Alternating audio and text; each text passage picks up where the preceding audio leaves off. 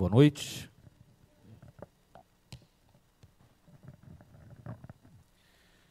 Que bom podermos estar hoje na casa do Senhor. Uma noite chuvosa, uma noite diferente, uma noite especial. Nós estamos hoje também transmitindo essa mensagem. Boa noite às pessoas que estão nos assistindo nessa noite aqui. Existem pessoas que nos acompanham nas redes sociais, que você também se sinta abraçado nessa noite. Que bom que a gente está aqui. O Diego falou que ele é jovem, mas ele já tem alguns cabelos brancos, então provavelmente a juventude dele está se esvaindo, né, Diego?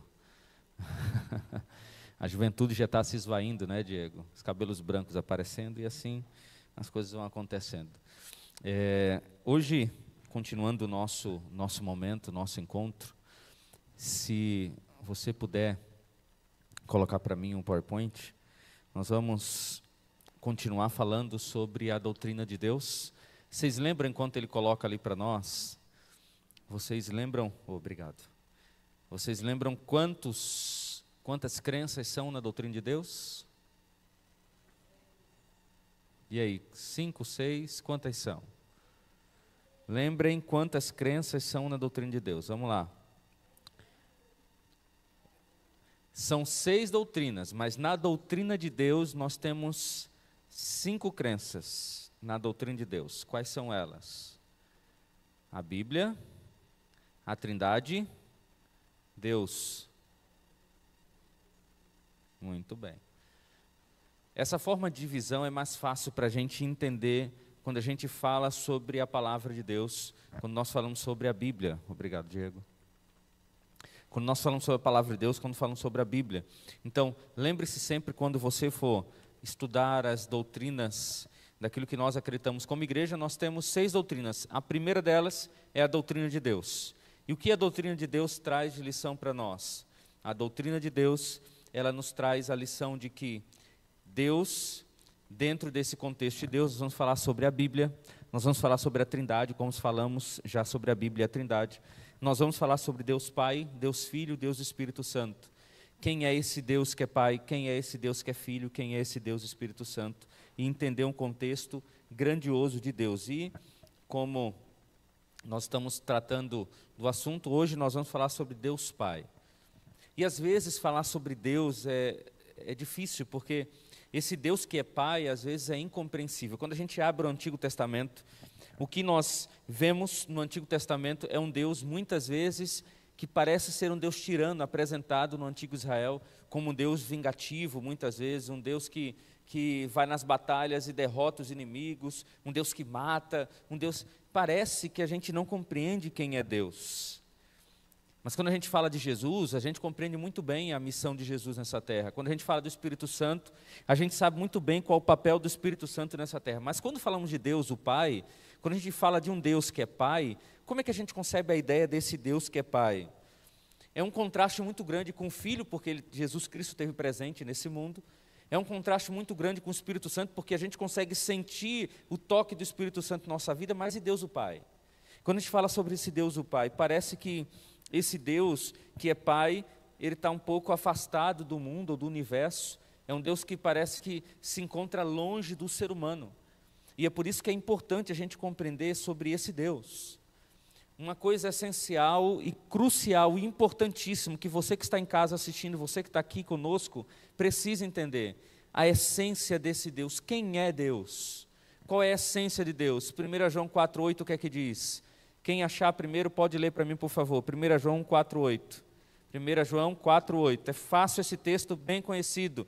Tem até uma música que eu vou ensinar para vocês.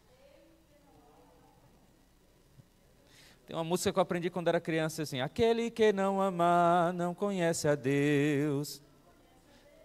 Não conhece a Deus. Aquele que não ama, não conhece a Deus. Pois Deus é a... 1 João... Vocês sabem, né? Eu aprendi isso há muito tempo atrás, quando era criancinha.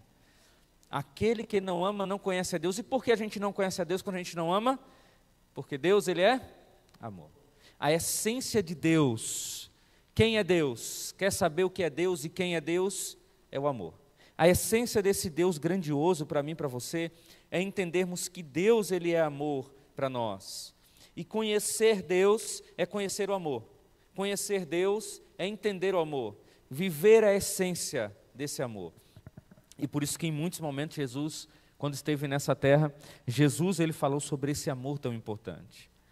Talvez você que está em casa, você que está aqui participando conosco, você que assiste em casa, você já deve ter conhecido o seu amor verdadeiro, né? A tampa da sua panela ou a metade da outra laranja. Mas entenda que multiplica o amor que você sente por essa pessoa 10 vezes mais, 20 vezes mais, 50 vezes mais. É o amor demonstrado de Deus. Quando o teu cônjuge faz algo que tira a tua paciência, você olha para ele, mira ele, mas não faz nada porque você o ama. É ou não é assim? Agora você imagina Deus olhando para o ser humano, pecador, sujo, maltrapilho, miserável. Ele olha para o ser humano com todo amor e carinho, e na sua essência, Ele faz tudo aquilo que é necessário. Por isso, quando eu olho para Deus, eu compreendo que Deus Ele é Pai. A essência desse Deus que nós falamos na quarta-feira passada, desse Deus que é triuno, um Deus que são três, que trabalha em prol da salvação do ser humano, a essência desse Deus, agora na primeira pessoa, que é Deus o Pai, é o amor. Essa é a essência que nutre esse Deus o Pai. E isso é importante. Olha só o que o texto de João capítulo 17, verso 3 diz. A gente precisa compreender Deus. Nesse contexto, a Bíblia vai dizer as seguintes palavras, eu vou colocar para vocês aqui. E a vida eterna é essa, que te conheçam a ti, o único Deus verdadeiro, e a Jesus Cristo a quem enviaste. O propósito de vivermos eternamente é conhecer quem? Deus. O propósito de termos a vida eterna é entendermos quem? Deus. E só há uma forma de nós compreendermos Deus, só há uma forma de eu e você compreendermos quem é Deus, quando nós estudamos Deus o Pai, quando nós entendermos Deus o Pai através da palavra de Deus.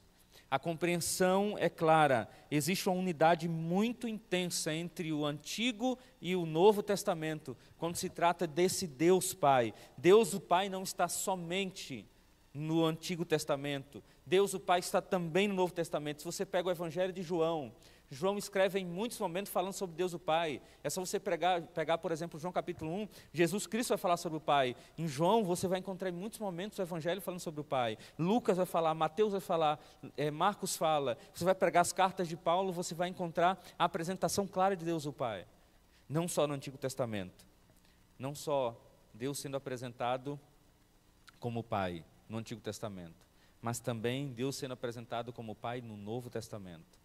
Um Pai que está junto, aquele que está cuidando, que está preocupado, que traçou um plano para salvar, e Ele apresenta esse plano para o ser humano através da sua palavra.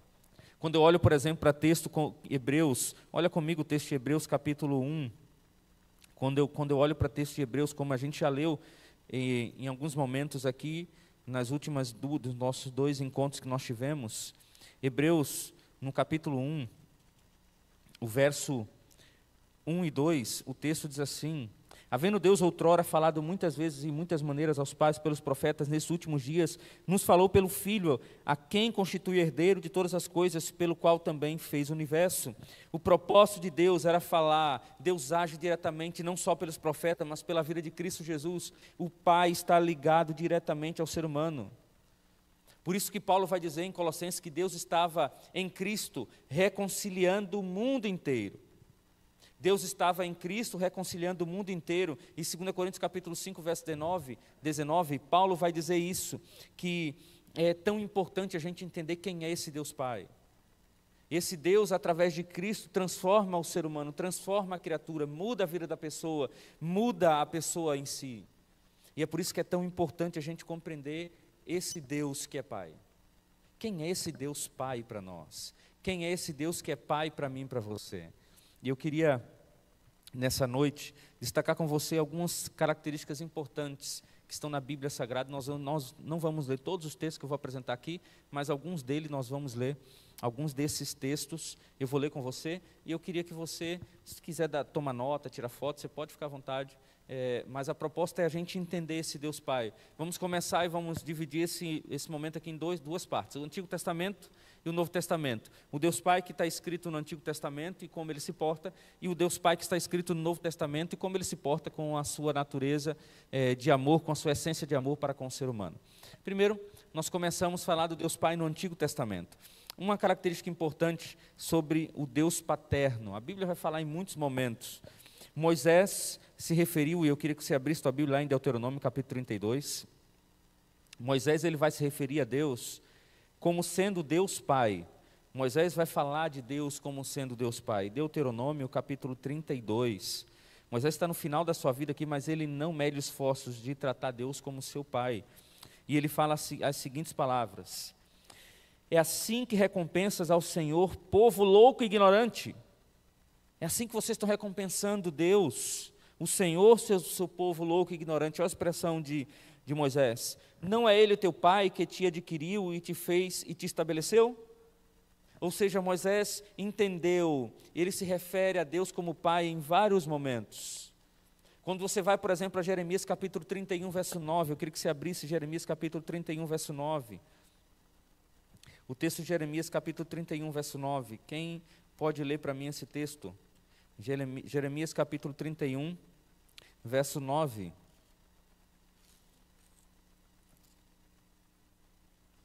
Jeremias capítulo 31, verso 9.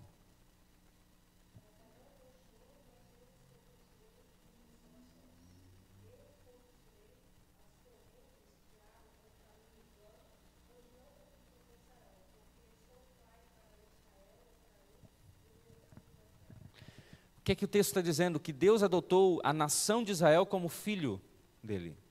Deus pegou uma nação, um povo rebelde, um povo louco, como Moisés disse, e ele transforma esse povo, ele adota esse povo para ser filho dele e o chama de pai.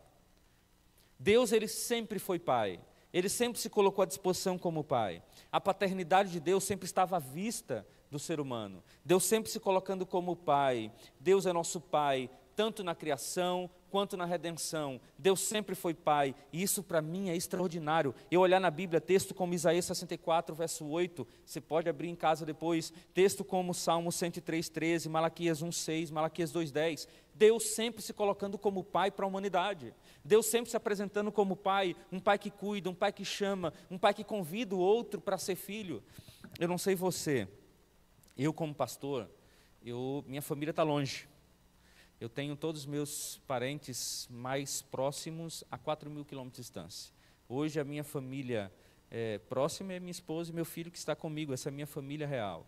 Mas os meus parentes, que são minha parte de pai e mãe, estão lá em Pernambuco.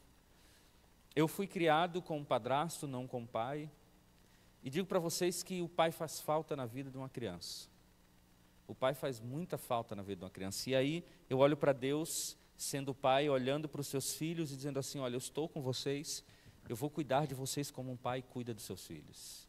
Eu vou tratar vocês como um pai que cuida dos seus filhos. E o propósito de Deus é esse, é nos tratar como filhos. Deus, ele é pai, ele está conosco todos os dias. Mas outra característica importante de Deus, o Pai, dentro do Antigo Testamento, é que Deus, ele é um Pai misericordioso, o texto vai dizer. Deus, ele é reconhecido como alguém de graça e misericórdia, como diz lá o texto de Êxodo 34, verso 6.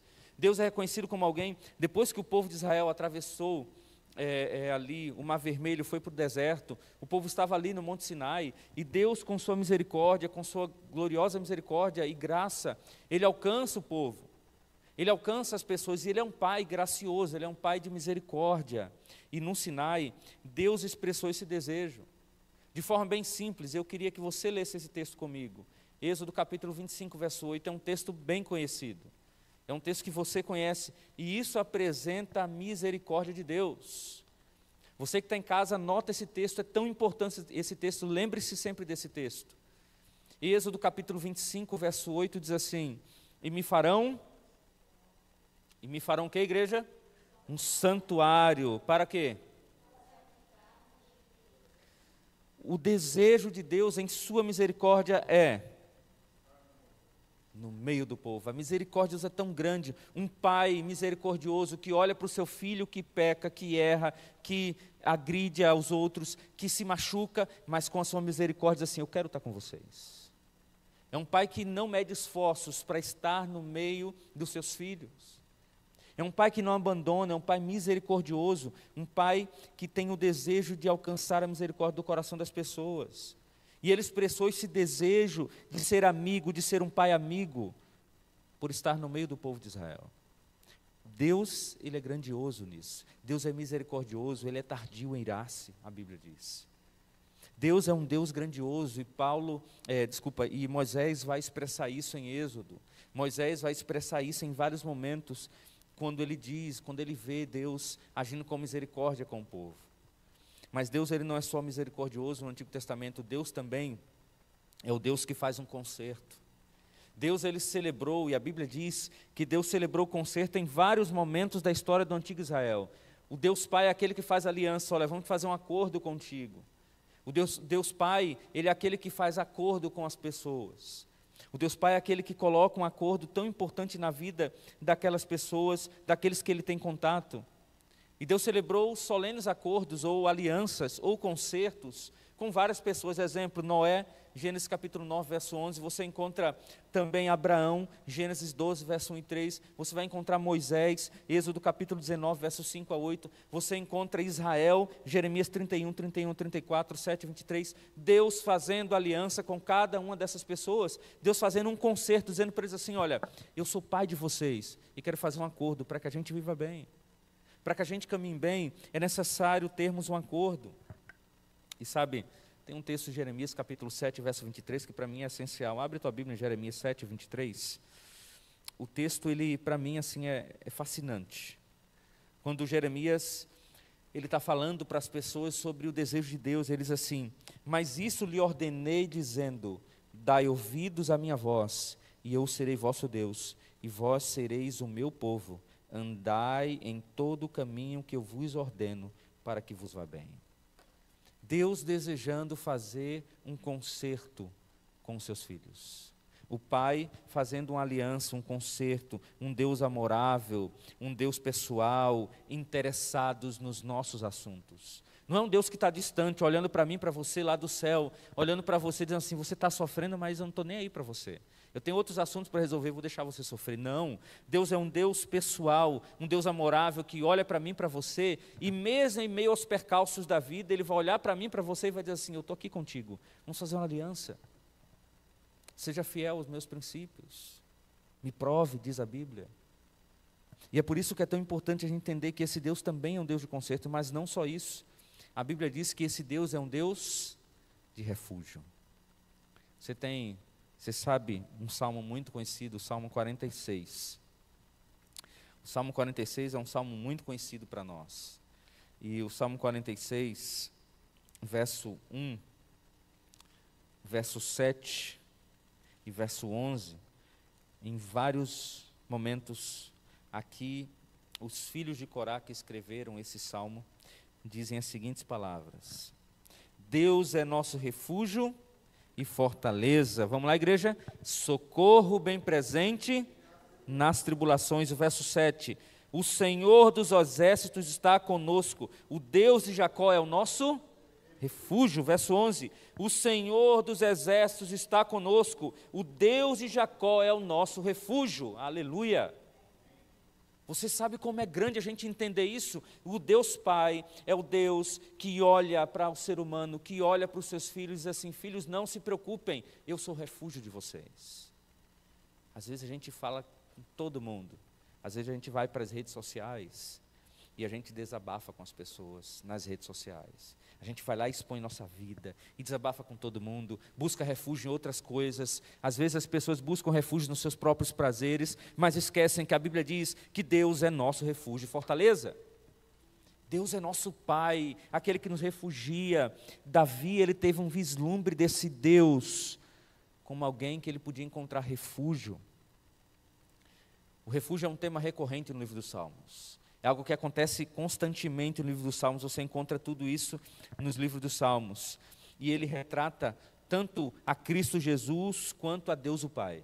O refúgio é isso. A divindade, Ele é o refúgio. Deus é nosso refúgio e a nossa fortaleza.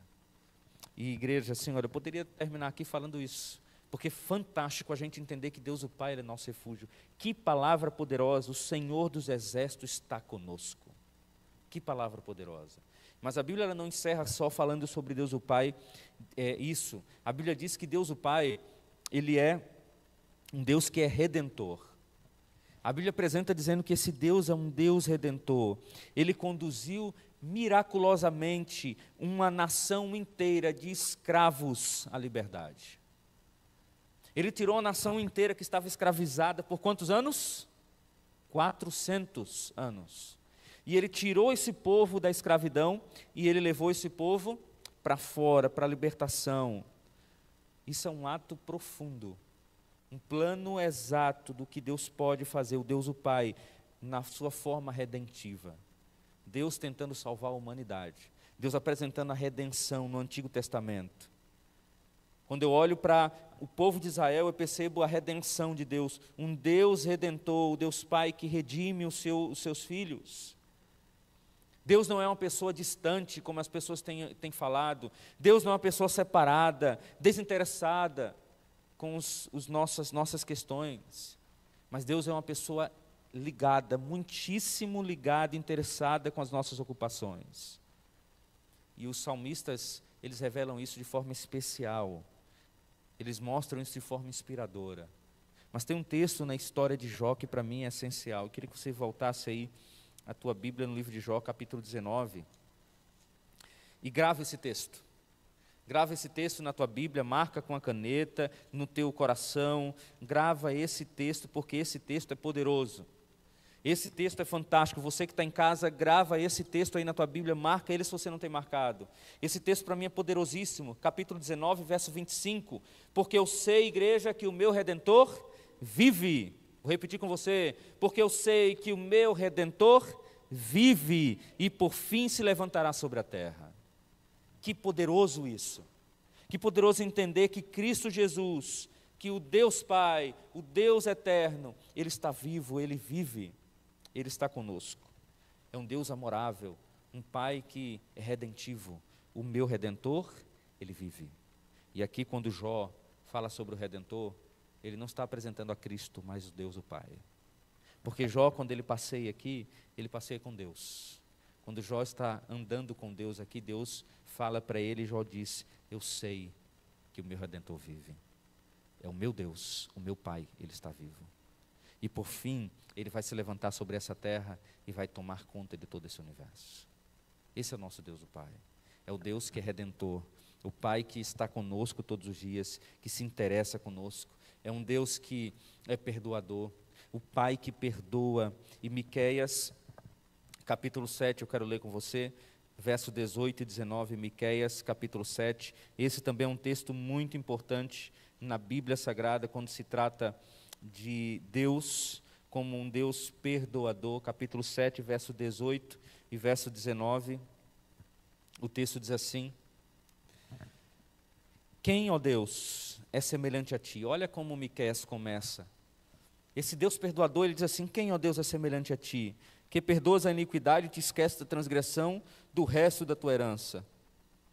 O Senhor não retém a sua ira para sempre, porque tem prazer na misericórdia.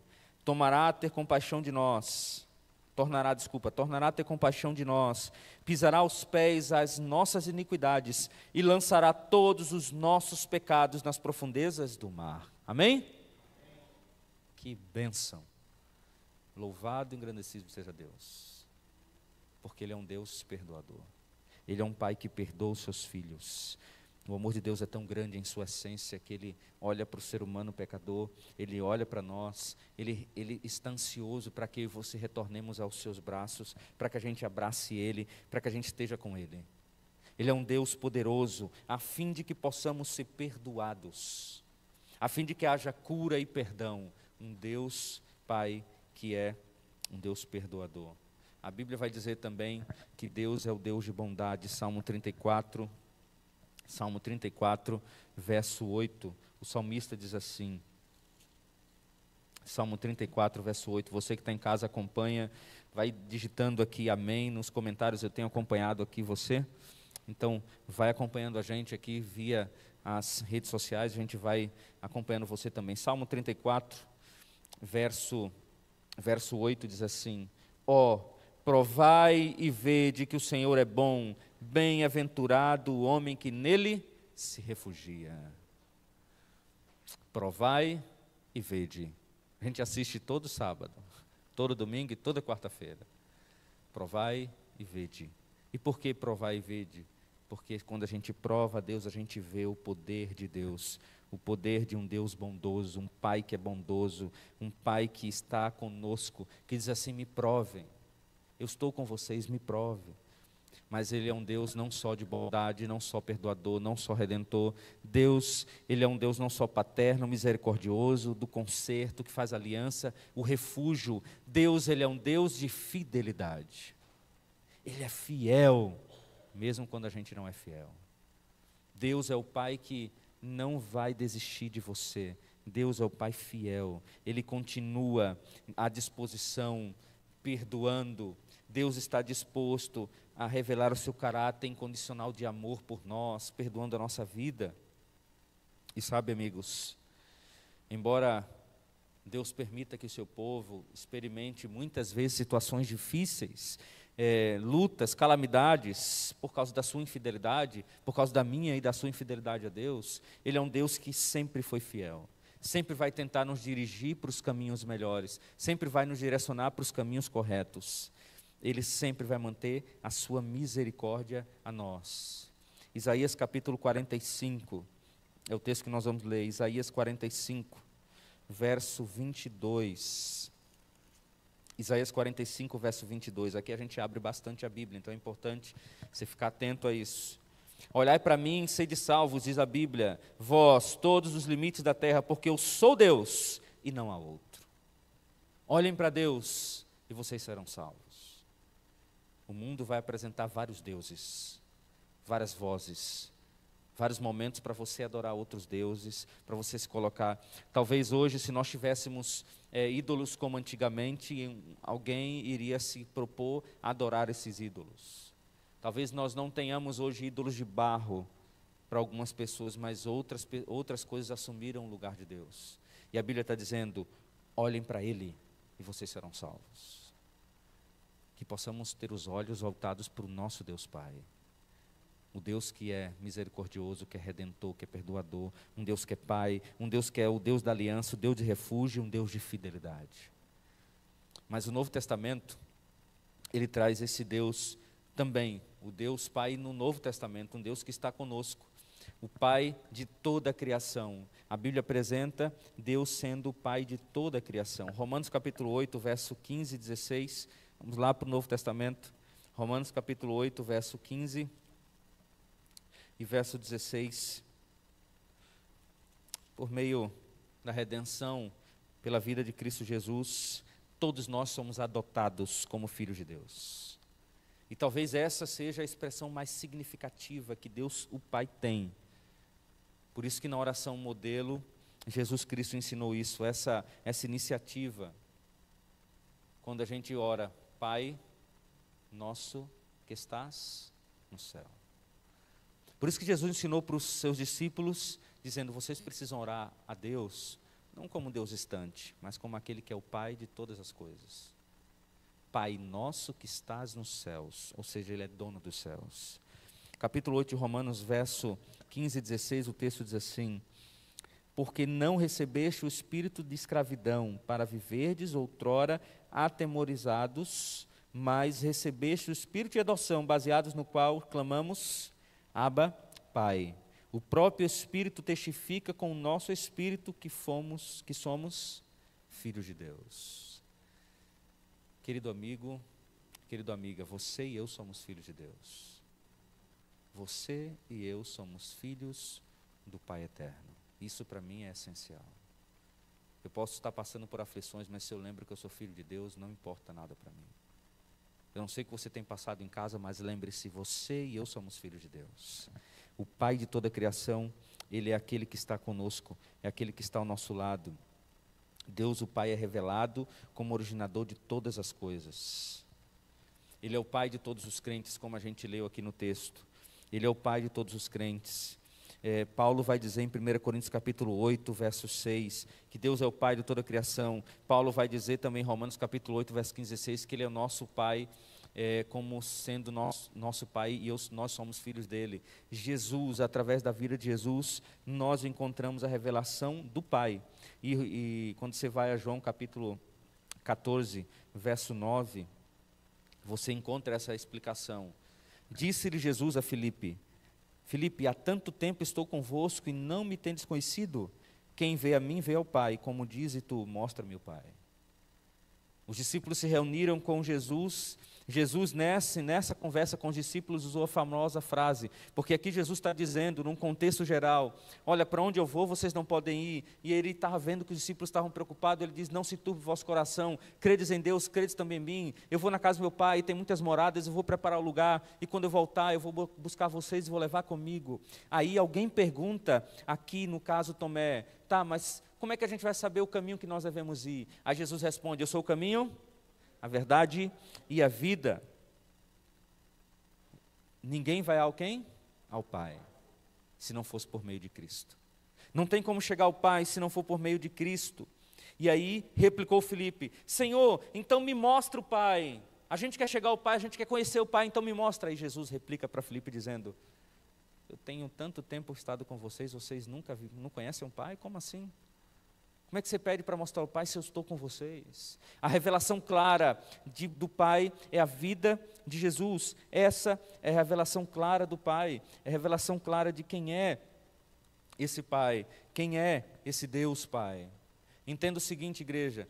Jesus, Ele revela o Pai. E tem vários momentos disso. Na criação, o Pai e o Filho, eles agiram conjuntamente. Cristo Jesus apresentando. Lá em Belém, Jesus Cristo deu a si mesmo ao nos doar seu Filho. Deus, o Pai, se deu a si mesmo a nos doar Jesus Cristo. É no Calvário que nós encontramos uma profunda compreensão do Pai. Ele sendo divino, perfeito, sofreu as dores, se viu ser separado como pai do seu Filho. E esse sofrimento foi muito profundo, para que o ser humano jamais pudesse perder a salvação.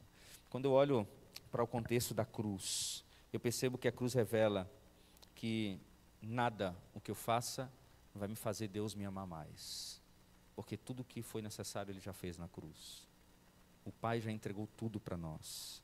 Sabe, Jesus, Ele revelou seu Pai como um doador. A gente pode contemplar as dádivas na criação, em Belém e no Calvário, um Deus que se doa. Mas também Jesus revelou a Deus o Pai como um Deus de amor. E esse é o tema principal, como diz aqui, que Jesus Cristo queria apresentar. Nós vemos um Pai lutando entre os homens, trazendo a vida, libertando, concedendo esperança e apontando a terra restaurada no futuro. Um Pai que está preocupado. Sabe, eu termino lendo com vocês um texto, Romanos capítulo 5. Queria que você abrisse esse texto, Romanos capítulo 5, verso 10 e 11. Romanos capítulo 5, verso 10 e 11. O texto diz assim: porque se nós, quando inimigos, fomos reconciliados com Deus mediante a morte do seu Filho, muito mais, estando já reconciliados, seremos salvos pela sua vida. E não apenas isso, mas também nos gloriamos em Deus por nosso Senhor Jesus Cristo, por intermédio de quem recebemos agora a reconciliação. Uma das maiores histórias que Jesus pôde contar para os seus discípulos foi a parábola da ovelha, a parábola da dracma e a parábola do filho pródigo. 3 histórias com um só pensamento. A parábola da ovelha apresentava um Deus que estava preocupado em buscar, não tudo aquilo que a gente faz para tentar alcançar a Deus. A parábola da ovelha perdida mostra um Deus que está tentando alcançar você, que está longe. tentando buscar você. É um Deus que você está perdido, você não sabe voltar para casa. E aí a ovelha se perde no meio do caminho, não sabe que está perdida. Deus o Pai se coloca à disposição em reconciliar você com Ele. Aí você encontra Deus contando Jesus Cristo, contando a parábola da dracma. Ele está preocupado com os mínimos detalhes da sua vida. Ele está preocupado com aquilo que você tem de mais valioso no teu coração. É um Deus que está preocupado com os mínimos detalhes de quem você é. Ele vai olhar para você e Ele vai ver a tua vida, as tuas batalhas. Ele está preocupado com tudo isso. É um Deus que olha para você e te ama de verdade. É um Deus que olha para você que está em casa e sabe que você tem passado. Mas a parábola do filho pródigo é o fechamento de todas as 3 parábolas. Porque na parábola do filho pródigo a Bíblia diz que aqui é a representação clara de um Deus de amor. Um pai que vai olhar para o seu filho e todos os dias vai estar na porta esperando que ele volte. Um pai que vai olhar para os seus filhos e todos os dias vai estar esperando para vestir a roupa de rei em vocês. Que vai olhar para você e vai dizer: olha, eu vou calçar nos teus pés os meus calçados. Eu vou colocar no teu dedo o meu anel, a minha aliança com você. É um pai que está preocupado. E quando você é avistado por ele, ele não perde tempo, ele corre até você. É um pai que vai olhar para o filho mais velho, que está dentro da igreja, que faz tudo de bem, que está ali trabalhando em serviço, e nunca pediu um cabrito sequer. Nunca pediu bênção nenhuma para o pai.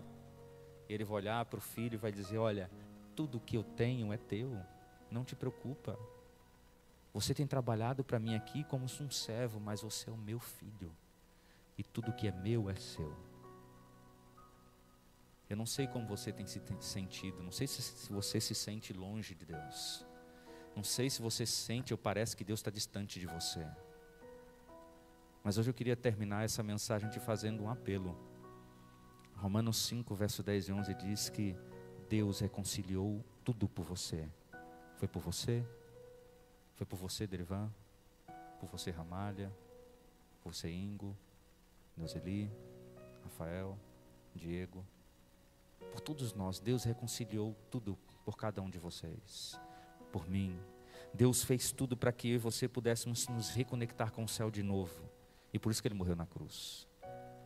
Esse Deus, o Pai, é um Deus de amor. Foi por você que está assistindo conosco, Tânia. Foi por você, Jorley, Lucinéia. Foi por você, Daíse, Angelita. Deus fez tudo isso por você que está assistindo também. Ele é um pai que está tão preocupado em alcançar o teu coração, e a maior clareza disso é Ele ter dado Cristo Jesus na cruz. E é por isso que nessa noite eu quero te fazer um apelo. Hoje Jesus te convida, você como filho, amar esse Deus o Pai. Hoje Deus o Pai está de braços abertos, talvez esperando na sacada da porta da sua casa. Talvez quando você voltar para casa hoje, lembre-se que não importa enquanto você está com vida, se você desejar voltar à casa do Pai, Ele vai estar de braços abertos para te receber. Ele vai estar de portas abertas. O que mais importa para Ele é que dentro de todas as suas características, a essência dele é o amor que Ele sente por você. Ele te ama demais. Ele vai continuar amando você demais. A mim, a você. Então, se você hoje deseja receber esse amor, sentir esse amor de Deus, eu te convido nesse momento, a você que está aqui, se colocar de pé.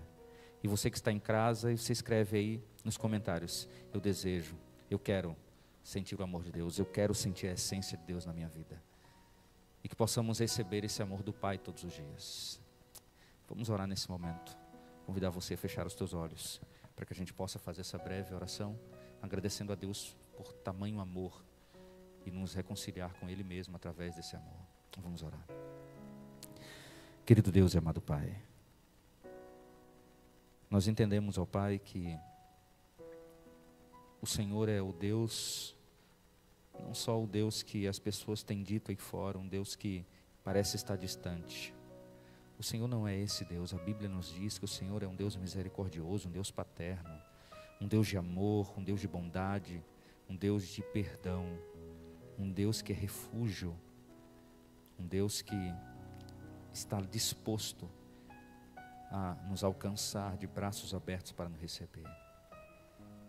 Por favor, Senhor, te suplico, Pai, perdoa nossos erros nesse momento. Apaga dos livros eternos os nossos erros. Somos falhos, somos pecadores. Nos aceita como teus filhos, ó Pai. Por favor, Senhor Deus, que teu santo nome seja honrado, glorificado e exaltado por toda a eternidade, mas principalmente em nossa vida, ó Pai. Aqueles que aqui estão hoje tomaram a decisão, se colocaram de pé, e aqueles que em casa estão, também aceitaram o Senhor, dizendo: eu creio, Senhor. Que possamos sempre crer no teu poder, que possamos sempre crer na tua vontade e seguir os teus passos. Nunca desistir, porque o Senhor nunca desistiu de nós. Se tivermos aflitos, o Senhor Deus nos abraça. Se está difícil para nós, nos consola. Mas que possamos entender que o Senhor dos exércitos é o nosso refúgio. O Deus de Jacó está conosco e nada temeremos, porque o Senhor está ao nosso lado. Perdoa-nos, nos guia para casa com essa certeza. Isso eu te peço em nome de Jesus. Amém. Obrigado a vocês que estão aqui, obrigado a você que está conosco, nos assistindo, que Deus nos guie e que possamos ser guiados todos os dias pelo poder do Espírito. Um grande abraço e até a próxima quarta. Na quarta-feira que vem nós não teremos, pois estarei em viagem. Você que está assistindo, então fica para daqui a 15 dias. Na primeira quarta-feira do mês de junho a gente estará de volta com a nossa série falando sobre o Filho, o Deus Filho, aquele que morreu na cruz por nós. Que Deus nos abençoe.